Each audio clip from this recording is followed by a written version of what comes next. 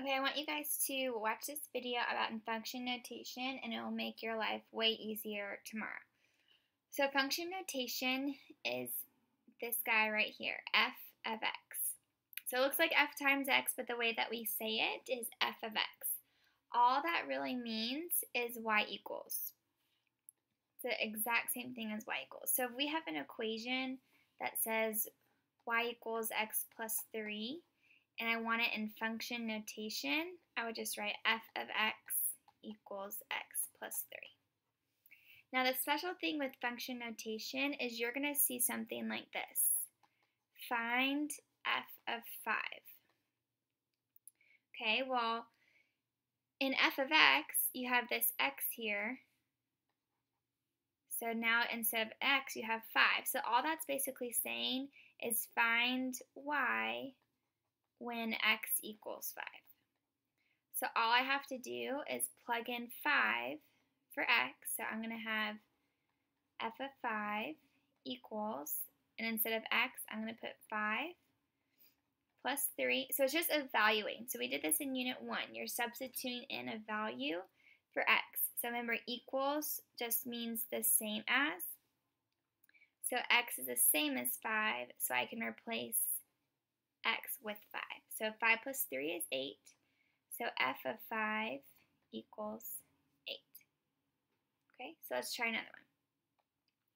So if I have f of x equals x squared minus 1, and I say find f of 7, well, x is replaced with 7, so I'm going to replace x with 7. So I'm going to rewrite this as f of 7 equals 7. Remember, we always want to put parentheses, squared minus 1.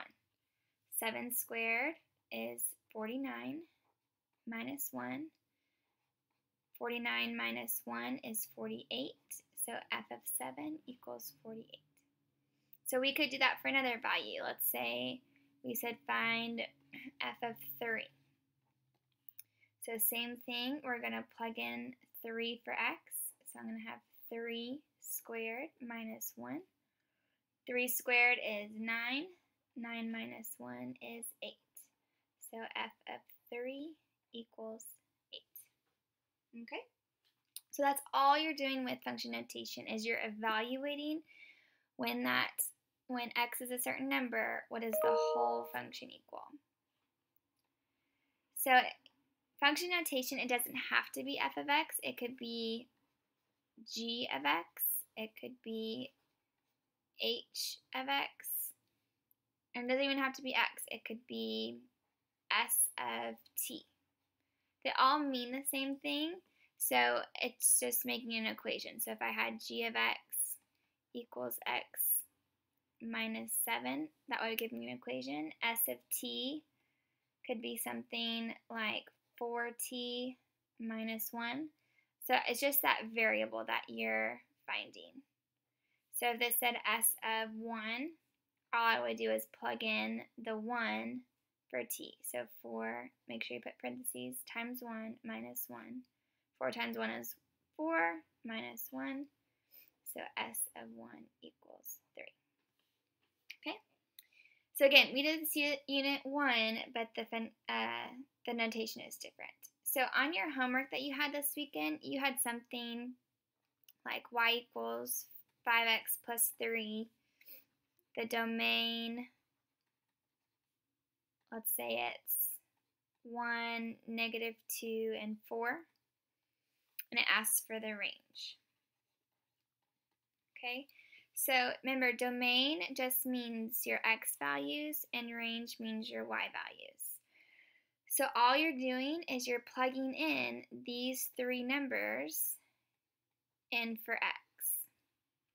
So I would take y equals 5 times x, well I'm replacing x with 1 because that's one of my domains, plus 3. 5 times 1 is 5 plus 3. So when x is 1, y equals 8. So that would be the first part of my range is 8. So you do that for all 3 values. So So let's do it for 2. So if I had 5 times negative 2 plus 3, 5 times negative 2 is negative 10 plus 3, negative 10 plus 3 is negative 7. So that would be another part of our range. When x is negative 2, y is negative 7. So that's what you're doing on your homework, and then you're taking your domain and your range, your x and y values, and you're making it into a table or a mapping or whatever it's asking for. So like let's say this one asks for a mapping. My domain always goes on the left, my x values, so I'd have 1, negative 2, 4. And then my y values, I had 8, negative 7. And then let's see if I put in 4 real quick. 5 times 4 is 20 plus 3, so 23. And then I would just draw my values, because when x was 1, y was 8. When x was negative 2, y was negative 7. When x was 4, y was 23. So that's all that you're doing in your homework. It's just evaluating. It's set up a little bit differently. So I hope that was helpful. Watch this tonight, and it will help us in class tomorrow.